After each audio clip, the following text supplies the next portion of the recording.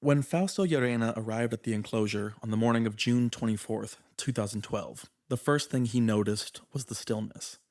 George wasn't at the gate. Every morning for 40 years, George had met him there with his neck outstretched, the same ritual, repeated more than 14,000 times, that had bonded the two of them across 4 decades. But that morning, George didn't show up to greet his friend. Fausto eventually found him, lying on his side in the volcanic dirt, neck stretched in the direction of his watering hole, motionless among the prickly pear cactus and the pale Palo Santo trees that shaded his corral.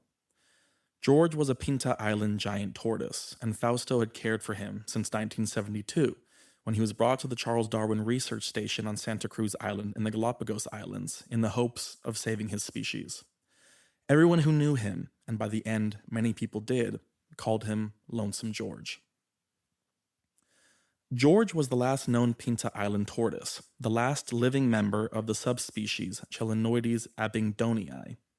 A subspecies is a distinct population within a species, one that has been geographically cut off from other members of its species for so long that it develops its own physical characteristics and behaviors. When George died that morning, near the age of 100, his subspecies became extinct after plodding across Pinta Island for possibly more than 1,000,000 years. It survived volcanic eruptions, ice ages, sea level changes, and even the arrival of pirates and whalers who ate tortoises by the tens of thousands. By the mid-20th century, George's subspecies seemed to have survived the worst. But what came next would change everything, touching nearly every island and every subspecies of Galapagos giant tortoise. It was the one thing evolution could never have prepared them for: goats. The pirates and whalers had brought goats, small numbers, released as living food sources for future voyages. Those early populations stayed manageable, hunted down by passing ships and struggling to spread across unfamiliar terrain. But when permanent settlers arrived in the late 1800s and early 1900s, they came with ranching in mind, releasing hundreds of goats at a time. And goats, with no natural predators, did what goats do: they ate and they multiplied. Dozens became hundreds, hundreds became thousands, then hundreds of thousands. They didn't just graze, they stripped the landscapes bare, destroying the cactus forests and shrublands that tortoises, land iguanas, and the island's endemic birds had relied on for millions of years. George's Island, Pinta, a small volcanic cone in the northern Galapagos, was no exception. Just a few dozen goats, introduced in 1959 by fishermen who wanted a food source, had within a decade consumed every plant, every seedling, and every blade of vegetation. The island that had sustained tortoises for 1,000,000 years had been stripped to bare volcanic rock. By the early 20th century, the Pinta tortoise was, as far as anyone knew, extinct. Then, in 1971, a Hungarian scientist named Josef Vaguldi was conducting fieldwork on the island when he spotted something moving slowly through the scrub: a single giant tortoise. George. Researchers confirmed that he was the last surviving member of a subspecies they had already given up on. He was estimated to be around 60 years old, which meant he had almost certainly spent decades wandering that devastated island without ever encountering another tortoise. Across the Galapagos archipelago, the picture was similar.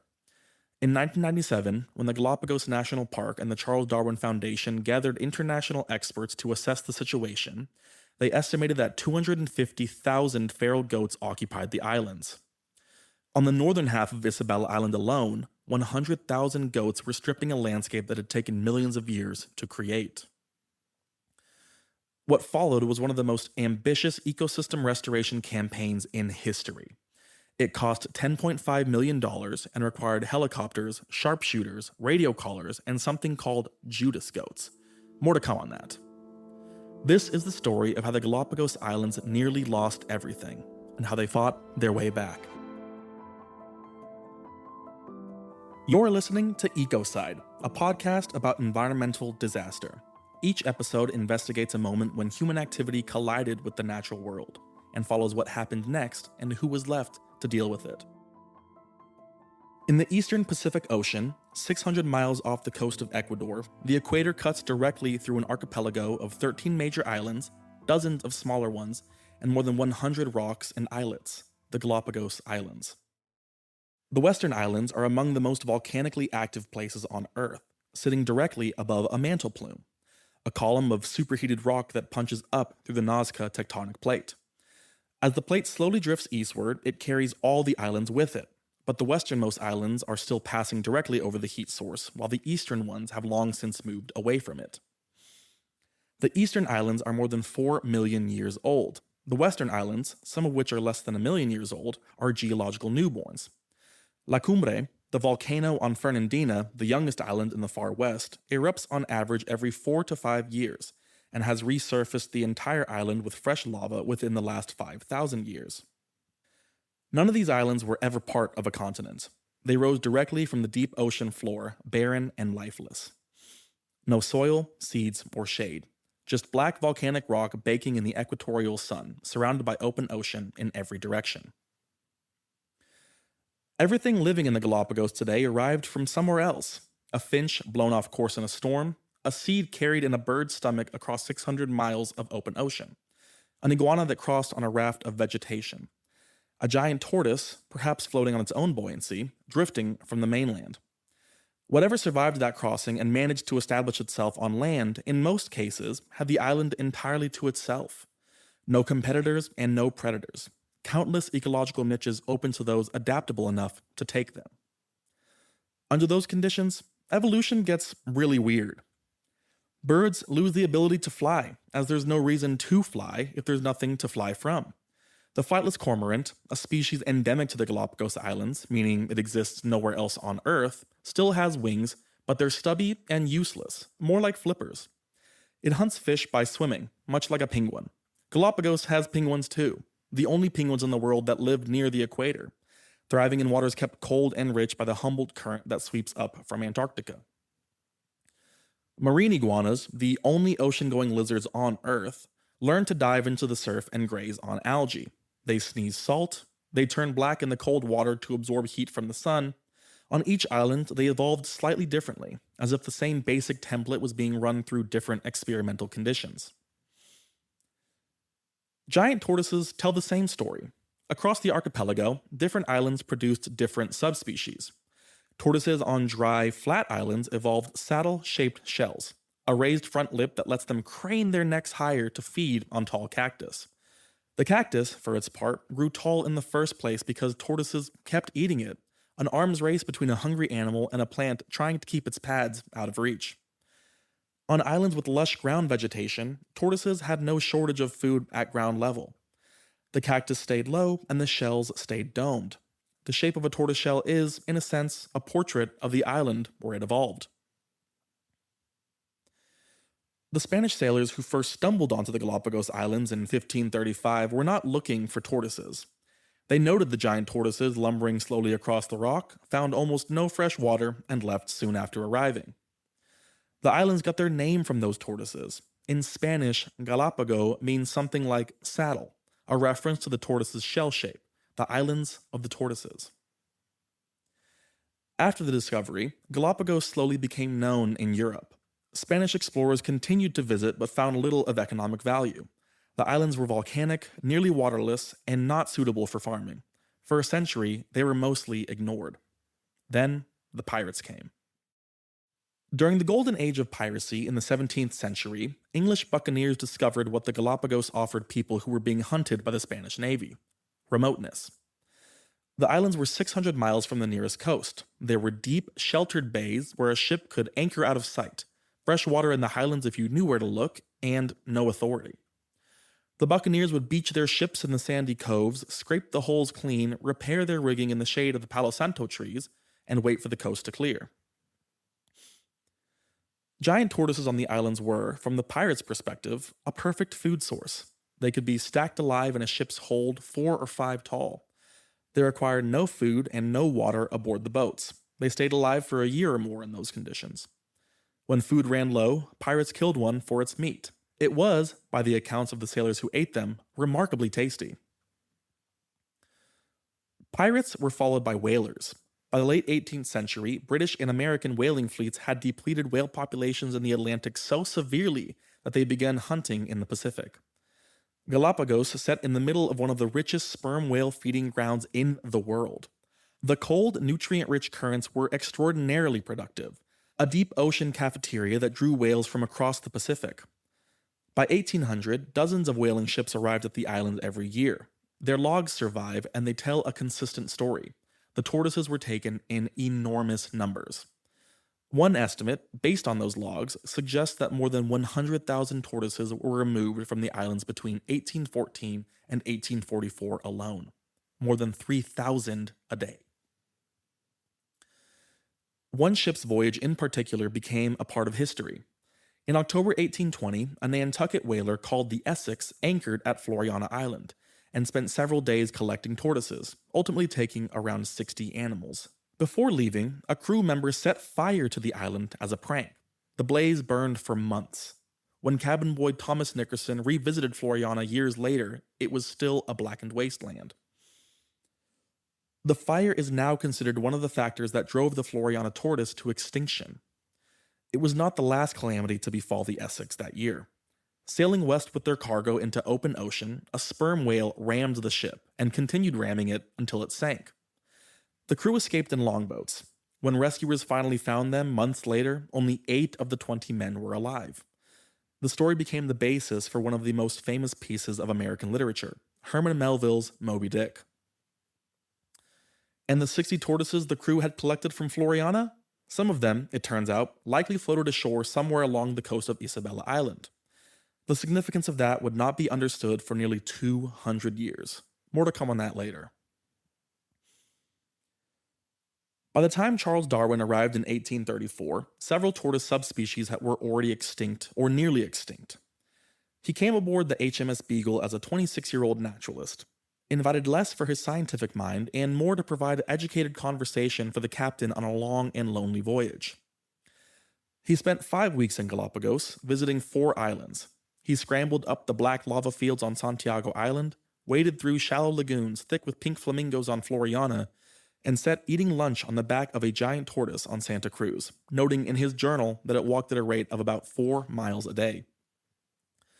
He collected finches, iguanas, tortoises, and plants. He was curious, but his theory of evolution by natural selection would take him another 20 years to develop fully, and he would later admit that he didn't fully understand what he was seeing when he first visited.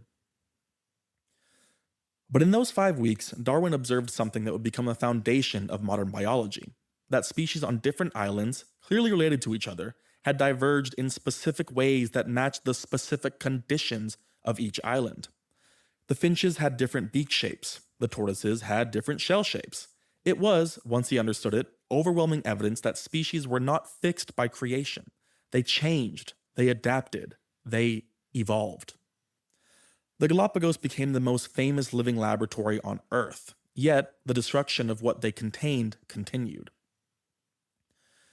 Ecuador claimed the islands in 1832 and established a penal colony on Floriana Island, the first permanent human settlement in the archipelago. When the colony failed in the 1850s, its governor, General José de Villamil, ordered the resident farm animals, goats, donkeys, and cattle, released onto other islands for future colonists to use.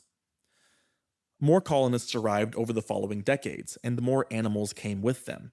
By the early 20th century, goats, pigs, dogs, and cats had been introduced to islands across the archipelago. The U.S. military established an air base on Baltra Island during World War II, bringing rats. To the isolated ecosystems of Galapagos, each new introduction was a catastrophe. The native animals there had no instinct to flee a mammal predator. They'd never had one. Birds and marine iguanas sat calmly while cats stalked them. Tortoise eggs laid in the warm volcanic sand were dug up and eaten by rats and pigs. The same remoteness that made the Galapagos a wonder for naturalists had left its species with no instinct to avoid predation. In the right context, goats are perfectly suited to thrive under harsh conditions. They are hardy, adaptable, efficient, and can eat almost anything. They can survive on minimal water and thrive in terrain that other livestock can't. For sailors who needed animals that could be dropped on a remote island and left to fend for themselves until they returned, these qualities made them an ideal living pantry. Always there, always surviving, and always edible. Those same qualities also make them cataclysmic on islands. An island ecosystem is, by definition, a closed system with finite resources. What exists has evolved over millions of years in a delicate balance. Each species adapted to what was available, each occupying a role that no other species competed for. That balance is extraordinarily fragile and susceptible to disruption from large grazing mammals. The plants had no defenses against grazing, no thorns to deter a goat, root systems deep enough to survive repeated cropping, or chemical deterrents developed through evolution. The Opuntia cactus, one of the tallest and most distinctive plants in the archipelago, was a critical food source for native wildlife. Because of this, it had spent millions of years evolving its spines against the craning necks of tortoises. It had no answer for goats that simply bit through the pad and kept chewing. A goat in the Galapagos could eat anything it wanted, as much as it wanted, and nothing would stop it. For a goat, it was paradise. For everything else, it was the end of a world that had taken millions of years to build. Goats' reproduction dynamics made things exponentially worse. A single female goat can produce 2 or 3 offspring per year, meaning that under good conditions, abundant food, no predators, and no disease, a population of goats doubles roughly every 2 years. A few dozen goats released on an island would become tens of thousands within a decade. That's exactly what happened across the archipelago. On island after island where goats had been introduced, the pattern was the same. Goats eat everything: leaves, bark, roots, seedlings, cacti. Goats stripped the Opuntia cactus to stumps. Palo Santo trees cast the highland forest in a ghostly silver during dry season, branches bare and skeletal for most of the year, brilliant green for just a few weeks after rain. Goats ate them down to nothing. Native grasses that held the thin volcanic soil in place disappeared. Without root systems, the soil eroded from the hillsides and slid into the sea. What had been forested slopes became bare lava. The tortoises that depended on that vegetation for food and shade were left on a baking volcanic moonscape. In 1995, the Charles Darwin Foundation organized what they called a Tortoise Summit, a gathering of scientists and conservationists who came to look at the evidence and figure out what, if anything, could be done. They reviewed population counts, aerial photographs, and vegetation surveys. What they were looking at was a landscape in the process of being erased. The conclusion was stark. If immediate action wasn't taken, the giant tortoises of Galapagos would be extinct within a generation. Something had to be done. But what?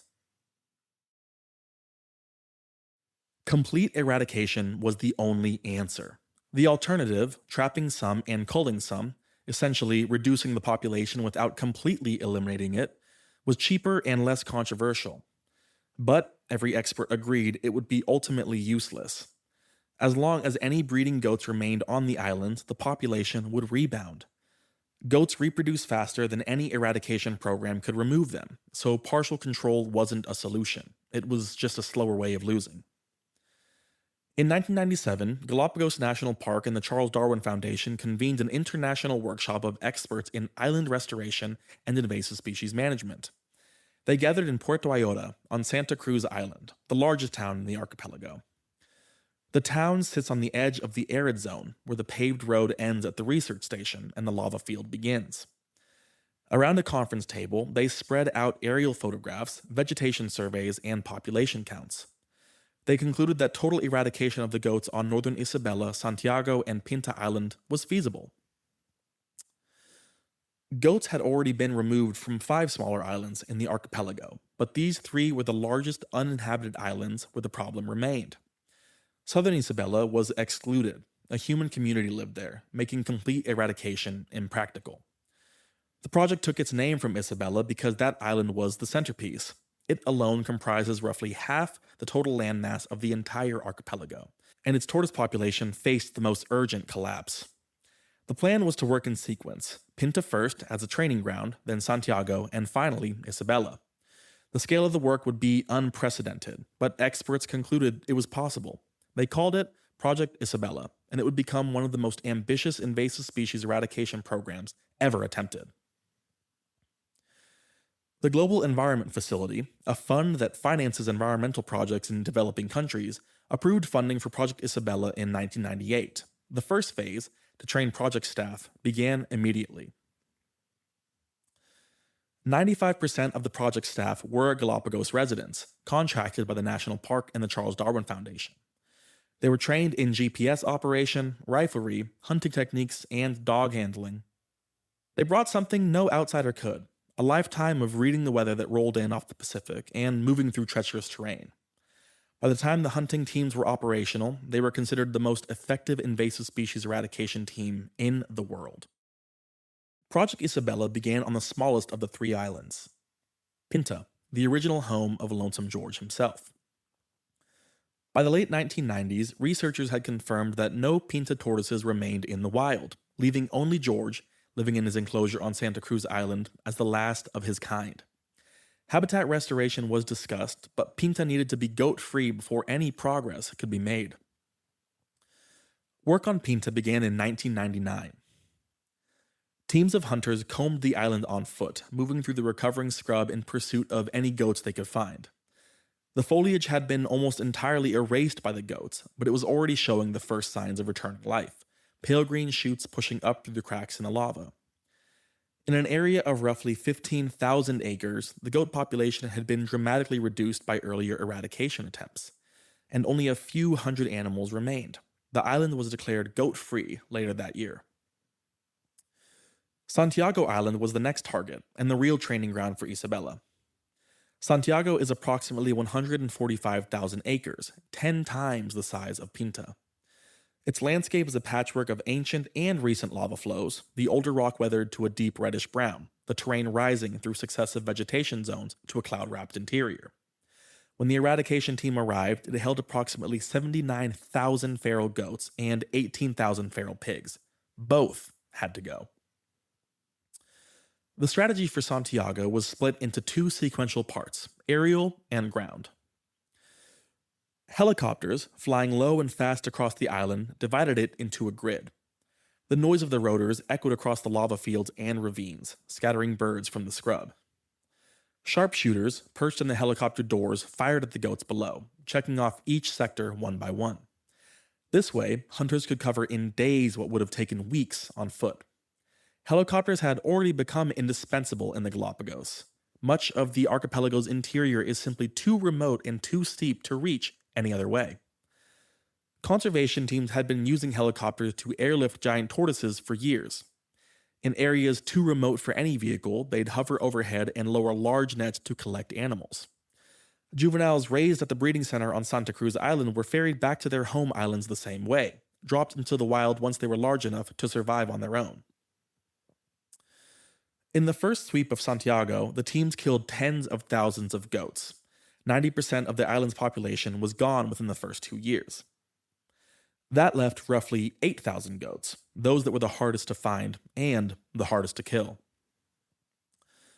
Goats learn in the most basic animal sense. Behavior that leads to a bad outcome gets avoided.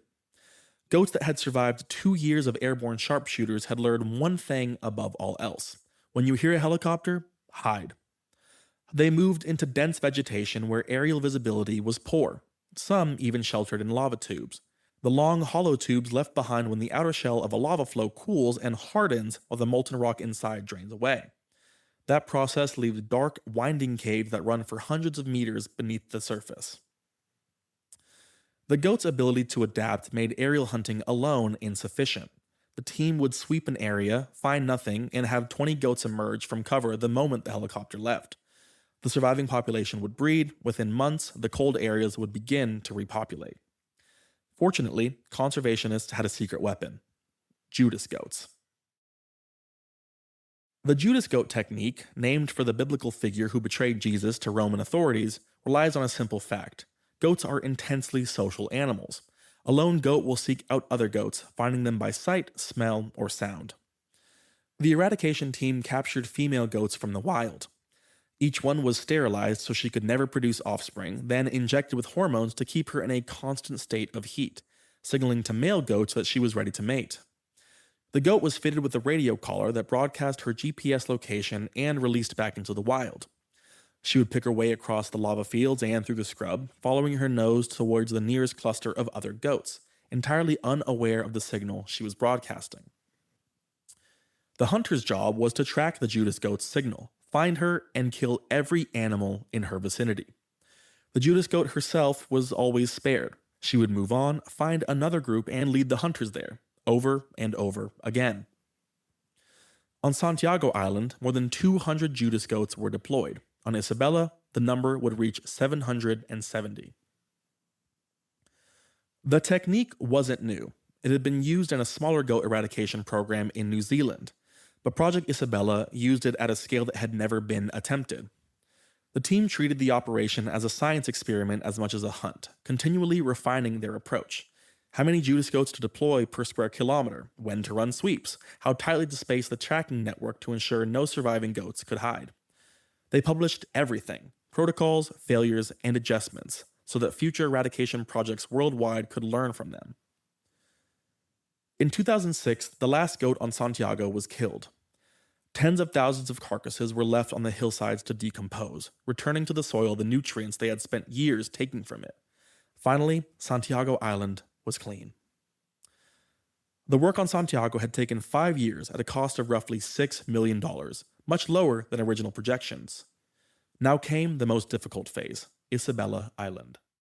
Northern Isabella Island covers approximately 250,000 acres, roughly 400 square miles, and features 5 active volcanoes. It's the largest island in the Galapagos, and parts of it are among the most remote and inhospitable terrain on Earth. The coastline is raw black lava, broken by the sea into jagged shelves and tide pools.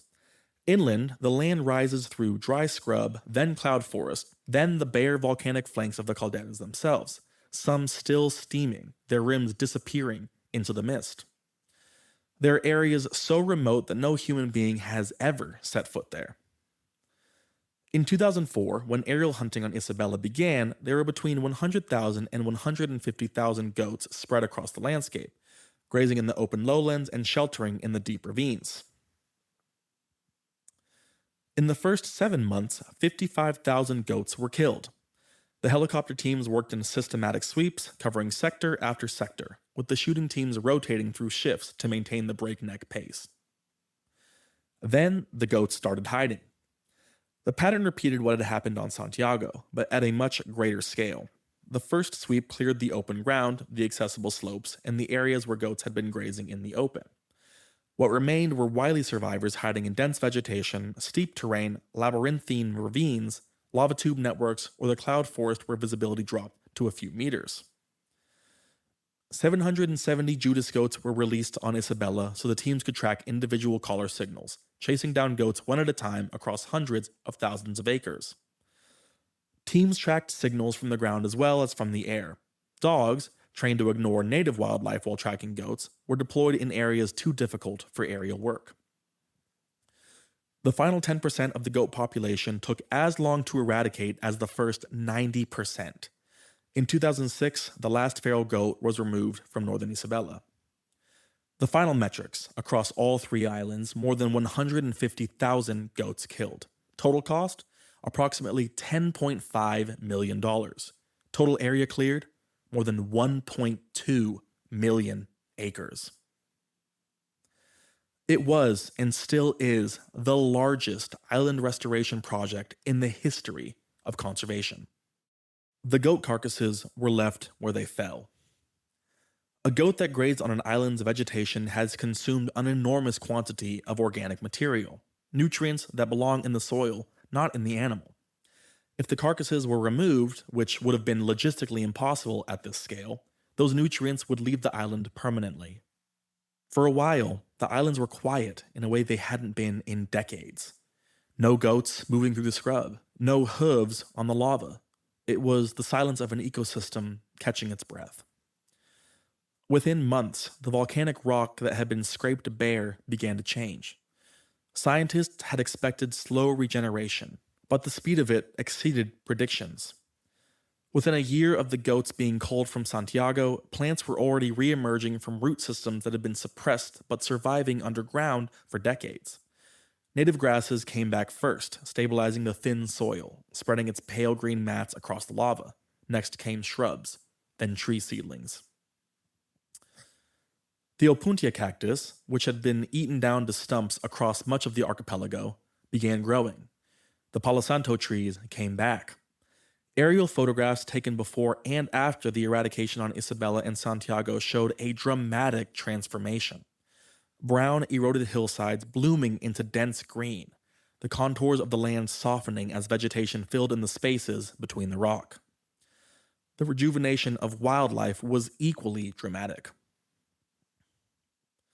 The Galapagos rail is a small, flightless bird that lives in the dense ground vegetation of the highlands, a secretive creature. Heard more often than seen, its call a sharp, repetitive ticking from deep in the undergrowth. It was one of the species most severely impacted by goat grazing, not because goats ate the birds directly, but because they ate the vegetation that the birds needed to live in.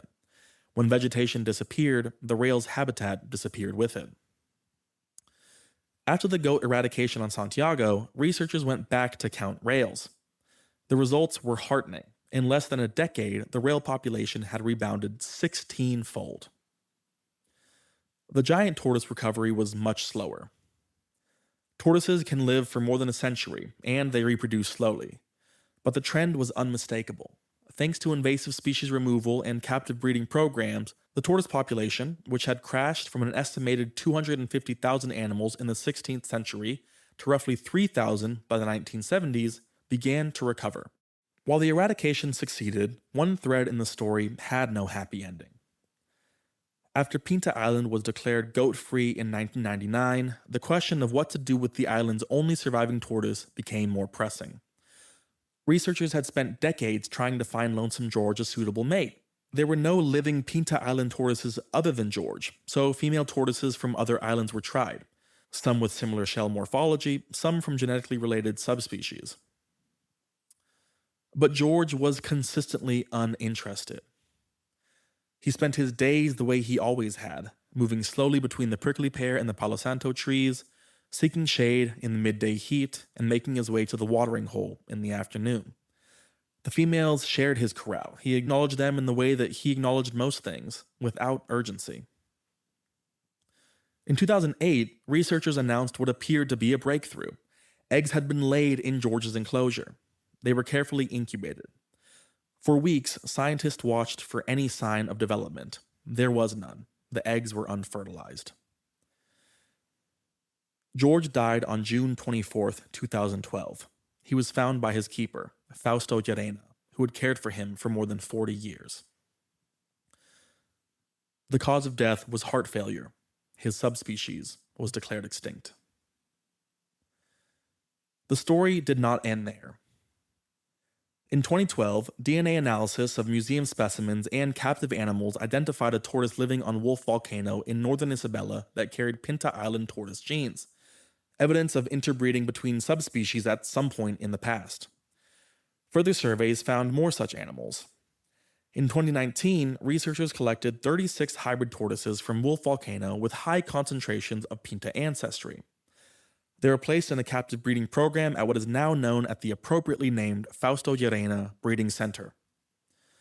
They are not Pinta Island tortoises, but they do carry some of the genetic heritage of the subspecies George represented. Whether that partial lineage counts as a recovery or a different kind of loss depends on how scientists define what they're trying to save. The story has an echo that is still unfolding. In 2019, a joint expedition by the Galapagos National Park and Galapagos Conservancy discovered a single female tortoise on Fernandina Island, the most volcanically active island in the archipelago, and one where no living tortoise had been seen since 1906. Genetic analysis confirmed she belonged to a species, Chelonoidis fantasticus, that had been considered extinct for more than a century. Unlike the Pinta tortoise, her species' decline was geological, centuries of eruptions, not introduced goats. She was nicknamed Fernanda. Expeditions to find her a mate have so far come up empty. The race to avoid another Lonesome George is not over. Project Isabela didn't end the problem of invasive species in the Galapagos.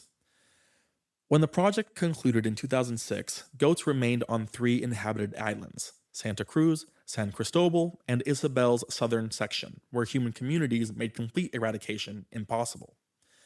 Within a decade, goats had been reintroduced on 9 separate occasions to islands that had been cleared. Each reintroduction had to be dealt with. Each one cost money and time and represented the risk of another decades-long ecological crisis. The lesson was that clearing individual islands wasn't enough. The goal had to be an archipelago-wide reduction in goat population to the point where reintroduction became manageable. Not a one-time eradication, but a sustained, ongoing commitment. Beyond goats, other invasive species continue to threaten the archipelago. Feral cats move silently through the scrub at night, preying on sea turtle eggs and hatchling iguanas before they can reach the water. Black rats have devastated populations of seabirds on multiple islands, eating eggs and chicks in their nests. 3 species of endemic Galapagos rats are already extinct, replaced by the invasive black rat. The hill raspberry, a plant introduced to the islands in the 20th century, has invaded the humid highlands of San Cristobal, Floriana, Santa Cruz, and Isabela, forming dense, thorny thickets that crowd out endemic vegetation in the very zones where the native flora is most lush and irreplaceable. Each of these problems requires its own campaign. The Galapagos National Park, the Charles Darwin Foundation, and a network of international partners are working on all of them. Today, the Galapagos Islands receive roughly 300,000 tourists per year. They come to see the marine iguanas and the blue-footed boobies, to snorkel with sea lions, and to dive with hammerhead sharks. But above all, they come for the giant tortoises. Tourism funds conservation. It provides the economic rationale that keeps the national park well-funded and politically supported in Ecuador. But it also brings risks. More boats mean more opportunities for invaders to hitch rides. More visitors mean more pathways for new invasives to reach the islands that are clean. The tools and techniques developed during Project Isabella, GPS tracking, the Judas animal technique, and aerial hunting protocols have now been used in invasive species eradications on more than 80 islands worldwide. The work is slow, expensive, and unglamorous, but it's effective. In the summer of 2000, a conservation biologist named Dr. James Gibbs climbed Wolf Volcano on the northern tip of Isabella Island to conduct a routine survey. He had been studying the Galapagos since the 1980s, spending months at a time as a field researcher, living on little more than a tent and a tarp and watching evolution happen in real time. Wolf Volcano is the most remote point in the archipelago. Its upper slopes are often hidden in clouds, and its flanks sheeted with dark lava that catches and holds the equatorial heat. He thought he knew what to expect, but he found tortoises that shouldn't have been there. The resident tortoise subspecies on Wolf Volcano has a domed shell, the kind associated with islands that have lush ground vegetation, where reaching high is not a survival strategy. But some of the tortoises Gibbs found had saddle-backed shells. The raised front lip, the craning neck, the unmistakable shape of a tortoise from a dry island that needed to reach tall cactus. It was, he later recalled, completely inconsistent with everything he expected to find. That shell shape belongs to Floriana Island, 200 miles to the south. The Floriana tortoise had been extinct on its home island since roughly 1850. So why were there Floriana tortoises living on Wolf Volcano? The answer came from ships, war, and open water. Whalers and other vessels regularly offloaded tortoises near Wolf Volcano, sometimes tossing surplus animals overboard to lighten cargo before setting sail into the open Pacific. Tortoises float. Some of those animals, geneticists came to believe, had drifted ashore on Wolf Volcano's western flank, found land, survived, and interbred with the local population over the following decades and centuries. You may recall the Essex from earlier in this episode, the Nantucket whaler that collected Floriana tortoises in 1820 before being sunk by a sperm whale, was one of the many ships that contributed to this accidental seeding. Their descendants were the saddle-backed animals standing in front of Gibbs 2 centuries later, looking back at him with the steady, unhurried gaze of an animal that had no idea how improbable its existence was. Gibbs mounted 3 more expeditions to Wolf Volcano. His team collected blood samples that were eventually sequenced. The genetics confirmed it. These were Floriana hybrids. Not pure Floriana tortoises. Their ancestry had blended with the Wolf Volcano population over 200 years, but carrying concentrations of Floriana DNA that no living tortoise was supposed to have. The hybrids with the highest concentrations of Floriana ancestry were brought to the Fausto Llerena breeding center on Santa Cruz Island. They were paired deliberately, their offspring tracked, their genetics mapped. The goal was to produce animals whose Floriana ancestry was as concentrated as possible. Not the subspecies itself, but maybe something close enough to fill the ecological role it had left behind on its native island. Meanwhile, conservation teams began the work that had to precede any tortoise release, clearing Floriana of the invasive species that would prevent them from surviving: feral cats, black rats, and, of course, goats. In 2007, the last feral goat was removed from Floriana. The rats and cats took longer. When they were finally gone, Floriana's endemic birds began returning almost immediately. The Galapagos rail, absent from the island for nearly 200 years, came back. So did populations of seabirds that had not nested in Floriana within living memory. On February 20th, 2026, Galapagos National Park rangers strapped plastic crates to their backs and hiked uphill through knife-edged lava rock. The lava field gave way to scrub, and the scrub gave way to the island's interior, a landscape of pale Palo Santo trees and recovering undergrowth, quiet except for the wind and the distant call of birds.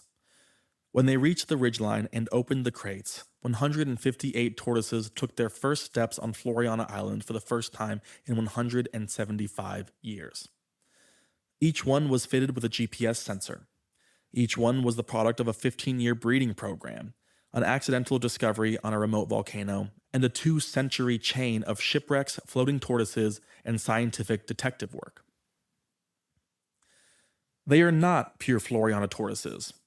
They carry a blend of ancestry shaped by 200 years of isolation and interbreeding on a different island entirely. Whether that makes them a restoration of what was lost or something genuinely new is a question scientists are still working out. The honest answer is probably both. But they are walking on Floriana. Lonesome George is still on display at the Charles Darwin Research Station on Santa Cruz Island, preserved by taxidermists at the American Museum of Natural History, returned to the Galapagos after his death, and placed in a climate-controlled case where visitors can stand in front of him to try to understand what it means to be the last of something. His species could not be saved, but the chain of events that led to his extinction also left traces, genetic breadcrumbs that nobody expected to find, and those traces have led to something that looks, at least from a distance, like a second chance. If you ever visit the Galapagos, go see Lonesome George. Then take the ferry to Floriana and look for the tortoises. Project Isabella was completed in 2006. It remains the largest island restoration project ever undertaken. The techniques it developed have been used in invasive species eradications around the world, saving countless species from extinction. The Galapagos Islands were designated as Ecuador's first national park in 1959, the same year feral goats were introduced to Pinta Island.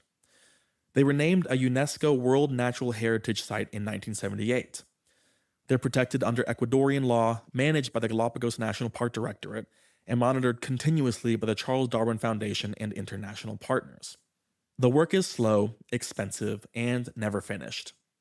If you want to support this work, the Charles Darwin Foundation and Galapagos Conservancy both accept donations and provide detailed information about current threats and ongoing projects at darwinfoundation.org and galapagos.org.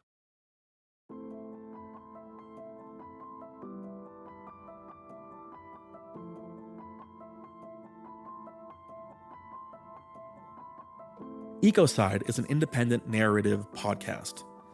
Each episode tells the story of environmental harm, who caused it, and who paid the price. These are the stories about what humans do to the natural world and what it takes to reckon with it. Thanks for listening.